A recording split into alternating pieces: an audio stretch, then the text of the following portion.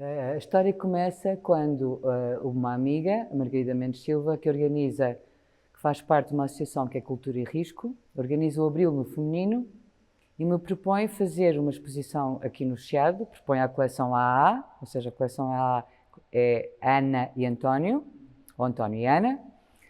Eu sou a Ana e propõe fazer uma exposição que pudesse ser o confronto entre várias coleções AA, mas que entrasse de alguma forma em diálogo ou em confronto com a coleção de Telmo Moraes, a coleção da Câmara e a coleção de arte contemporânea do Estado, que está sediada, a parte de coleção que está aqui sediada em Coimbra. Apesar de eu achar que este edifício não seria, do ponto de vista de espaço, o ideal para um confronto destes, aceitei o desafio. E a ideia, como eram mulheres no feminino, seria o confronto de mulheres. E aqui começa então, começámos à procura de peças de mulheres, primeiro na coleção Telmo Moraes, nas coleções que estavam aqui sediadas neste espaço, e depois, de facto, esta questão do arte em género, como é que nós olhamos para uma peça de arte e sabemos se é feita por um homem, por uma mulher, por alguém que não é homem nem mulher. Isso diz-nos alguma coisa, não nos diz?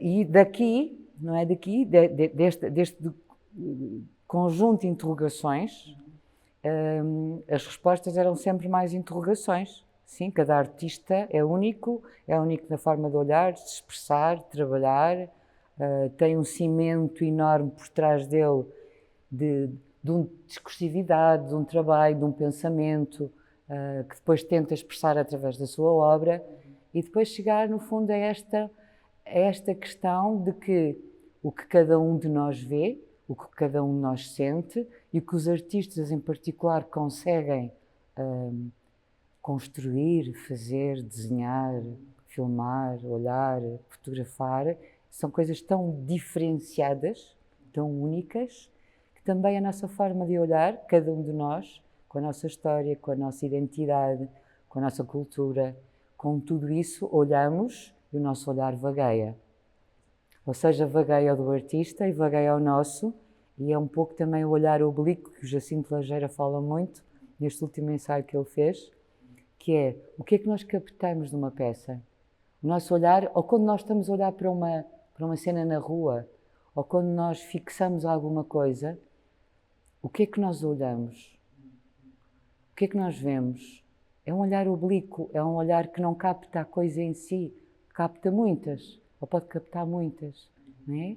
E na arte, eu acho que é isso, como na cultura em geral, mas na arte, isto é uma possibilidade infinita, então, de nós estarmos confrontados com vagueares e de podermos, no fundo, criar quase outra dimensão, onde nos sentimos prolongados e apaziguados, não é? Porque só a arte consegue envolver-nos, não é? Só a arte tem essa capacidade.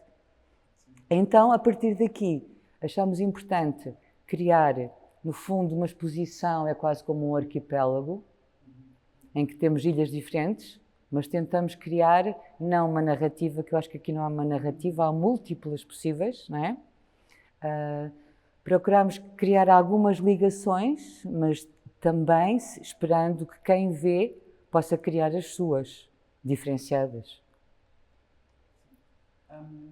E então foi sim procurar esta coisa que é o nosso olhar vagueia, nós vagueamos felizmente, e os artistas conseguem nos dar muitas oportunidades ou acrescentar esta possibilidade perante uma peça, vaguearmos.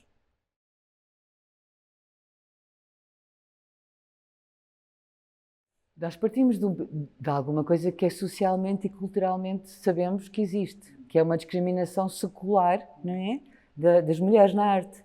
Não só porque eram impedidas, como depois eram pouco visíveis e faziam-no até com nomes masculinos, como a Lia Josefa, não é? Como de facto depois surgiram a questão das cotas, ou seja, isto é toda uma narrativa secular, não é? Em que as mulheres foram menorizadas. Então, sim, há aqui uma vontade de mostrar que há mulheres na arte, mas que já não faz muito sentido hoje, ou que ainda faz sentido hoje, apesar disso, porque sabemos que socialmente só daqui a 100 anos, e agora com o Trump nem sei se serão 100 anos, mas pronto, só daqui a 100 anos as mulheres poderão ser consideradas seres ou pessoas iguais aos homens, em direitos, em estatutos, em ordenados, em muita coisa. Então surge, ou está por trás disto ainda, esta necessidade de dar visibilidade. Mas não achar que isto é apenas um vaguear do olhar feminino, porque se é excluir, eu acho que nós devemos ser contra a exclusão do outro, seja ele quem for, não é? E afirmarmos-nos perante a exclusão do outro. Então, no fundo, aqui, este desafio de qual é o intruso da sala, onde é que está o Wally, onde é que estão os homens aqui, desafiar as pessoas a virem, a sentirem que se calhar não há, então, uma identidade feminina nem masculina, nem uma terceira ou uma quarta, mas há identidades de cada artista, certo? E de cada pessoa, porque cada um de nós é único, e os artistas muito mais do que nós.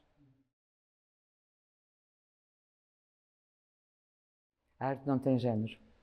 No meu entender, a arte não tem género. Mas como os géneros são tão determinados culturalmente, historicamente, socialmente, poderá haver ainda. Não sei. Eu acho que deixo isso para quem sabe falar sobre a arte, que eu não sei. Não é?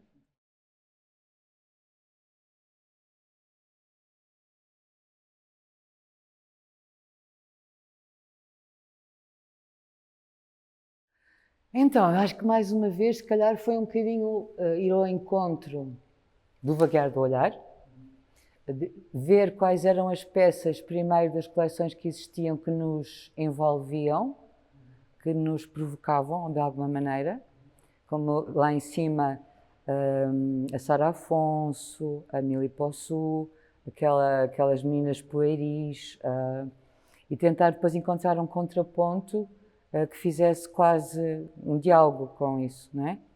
Ou desfizesse essas imagens femininas. Depois foi a tentativa, no fundo aqui há talvez pequenas ilhas, de criar alguma... Não é uma narrativa, não é uma história, mas há alguma ligação entre as peças.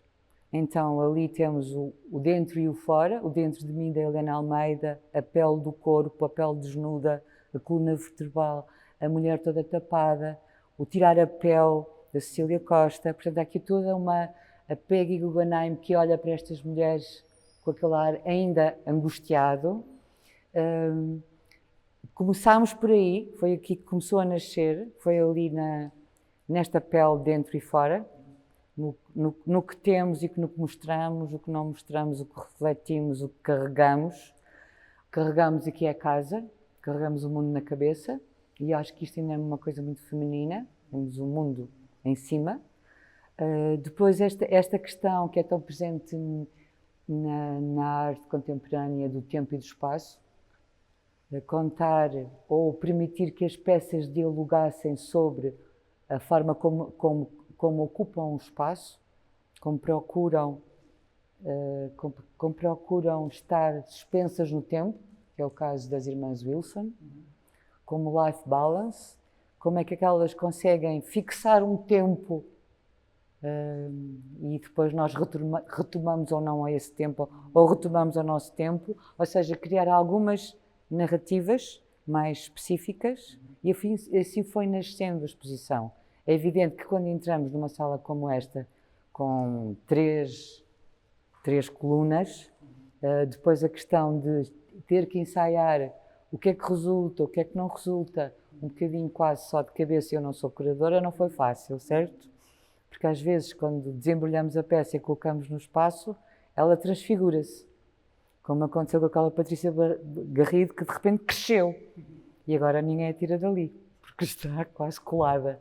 Pronto, então, este jogo, que é das coisas que eu acho que é mais gratificante, é andar com as peças um bocadinho é aqui, não é aqui, não tem nada a ver com esta, mas pode ser uma oposição, não precisa de ser um diálogo, pode ser um confronto, pode ser apenas uma provocação, pode ser deixar as pessoas também só sair daqui com muitas questões, pode ser contar histórias, como é o caso da peça da Josefa e do revólver Máquina.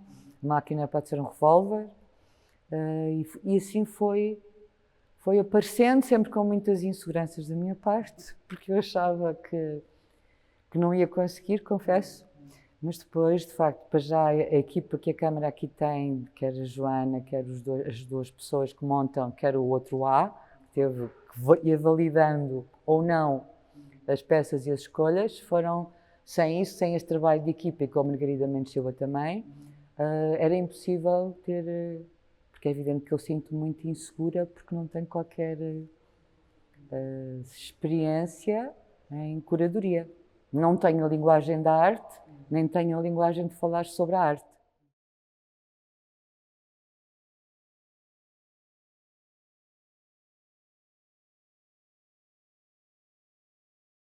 Sim, e porquê é que surgiram?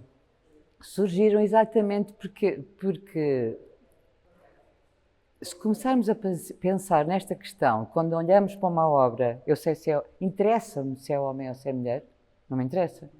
Interessa-me aquilo que eu sinto, aquilo que eu vejo, aquilo que se percebe que é a espessura daquele artista, não é? O tal cimento que ele já construiu de trabalho na cabeça dele sobre aquilo que quer fazer, sobre o projeto, sobre tudo. Não, e isso não tem nada a ver com se é mulher ou se é homem.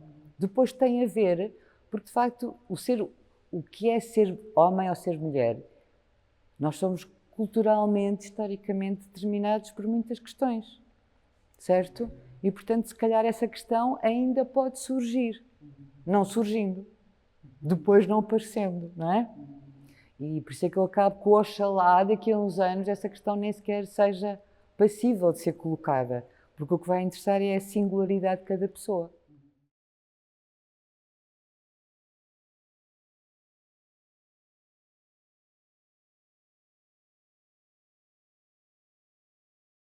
Como o António e a Ana, os colecionadores da coleção A, ao princípio há um deslumbramento perante o mundo dos artistas, das galerias, das feiras. É evidente que há mesmo um deslumbramento, é como se fosse uma criança e fosse de repente ver uma coisa maravilhosa. E uma pessoa fica deslumbrada com tudo o que vê e com o que os artistas são capazes de fazer, e é mesmo um deslumbre. Mas depois começamos a perceber, calma, que é evidente que os galeristas são operadores comerciais de peças de arte, sim, mas é isso que fazem, vendem peças, certo? E estão interessados em vender, e estão interessados em ter compradores. Isto é tudo, às vezes, difícil de lidar com, e com a pressão. É um convite para isto, é um convite para um jantar, é um convite para uma exposição, é um convite é um convite para ir não sei para onde, para teres a dormida paga, para depois ires ver a exposição e comprares qualquer coisa. E não é só, por exemplo, artistas como a Inês Moura, que veio de São Paulo, teve lá 12 anos, e depois chega aqui e não consegue entrar no circuito fechado que há aqui de artistas. No fundo, há um circuito muito circunscrito de artistas, de galeristas, de curadores, que falam todos uma linguagem, que formam, às vezes, diferentes tribos. Há a tribo de Lisboa, eu não sei se eu devia dizer isto, mas pronto, imagina, há a tribo de Lisboa, há a tribo do Porto, há a tribo de um artista, há a tribo de outro, e andarmos por aqui nem sempre é fácil. Nem sempre se consegue distinguir, pelo menos eu sinto esta dificuldade, acho que o António também, distinguir o que é que de facto já nos agarra enquanto peça, enquanto artista, daquilo que é promovido e vendido. Como é que tu percebes que é um artista emergente, que de facto é alguém em quem deves apostar ou não? Porque há sempre este mercado todo que tem que haver, porque os artistas têm direito a ser vendidos, a viver, não têm que ter outras profissões que em Portugal quase todos têm, porque não sobrevivem, certo? E, portanto, é preciso isso, mas às vezes é um círculo demasiado... de que eu, com esta idade, às vezes prefiro não estar, não ir, resguardar-me disso. Um bocadinho o círculo de vaidades, certo? E só porque há poder de aquisição, isso não deve ser um ímã, certo? E então aí há um desencanto. E depois também a questão, nós teríamos sempre gostado muito que as peças fossem de usufruto das pessoas todas, não é? E não estarem fechadas, mas o custo, aí já não há dinheiro para manter um curador, para manter um programador, para estar num edifício, E depois também sentimos um bocadinho, ok, comprámos-las, guardámos-las e agora? O que é que se faz, não é? Isto não é nada.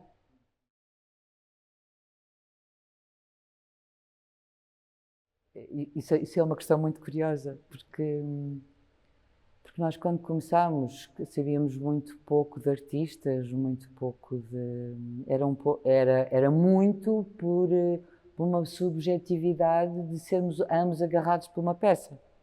Primeira vez não, primeira vez era por muito pouquinho dinheiro e eu lembro perfeitamente, estávamos a ver algumas obras e nós queríamos que uma fosse tudo, certo? Porque havia dinheiro para aquela e ela tinha que ter tudo o que estávamos à espera, isso não existe, não é? Então, no fundo, cada vez que adquiríamos uma, tínhamos que perceber que uma não é tudo, uma não nos faz sentir tudo, isso não existe, mas tem que nos agarrar sempre a uma maneira. É evidente que fizemos muitas coisas muito mal feitas, certo?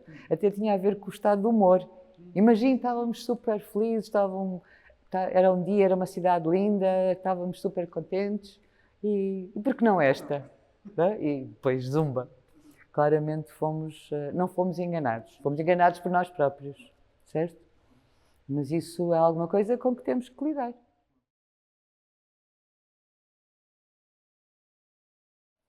Vaguear pelo olhar, para mim, de facto, é uma expressão, é alguma coisa que me é vital, como respirar. Acho que se eu não conseguir todos os dias vaguear pelo olhar, é porque estou ou muito mal ou já não estou a conseguir lidar comigo e com as coisas que me rodeiam.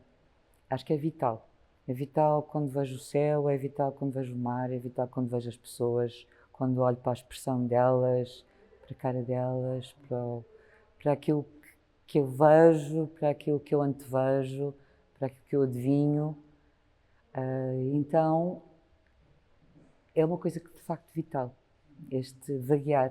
Sem isto, eu acho que então hoje, com as notícias que nos cercam, com a realidade que é super dura, com o meu trabalho na área social, era impossível conseguir aguentar, sobreviver. Era só sobreviver, não era viver. Eu acho que é o vaguear do olhar que permite viver, respirar, mergulhar, como diz o Delfim, fazer a apneia, que é o momento da apneia em que uma pessoa diz que bom que estou aqui, que estou vivo. Ana, muito obrigado. Ok.